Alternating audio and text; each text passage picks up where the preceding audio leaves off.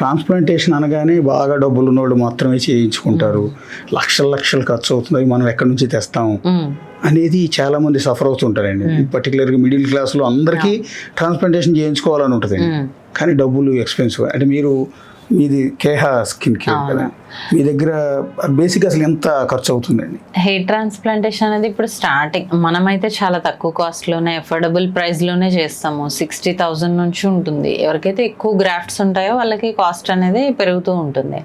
So ఇప్పుడు మీరు అన్నట్టు స్టూడెంట్స్ ఎఫర్ట్ చేయలేరు, లేదంటే ఊరు నుంచి చాలామంది వస్తూ ఉంటారు, వాళ్ళు ఒకటేసారి ఇప్పుడు సపోజ్ ఒక 1 lakh అనుకోండి చేయలేరు.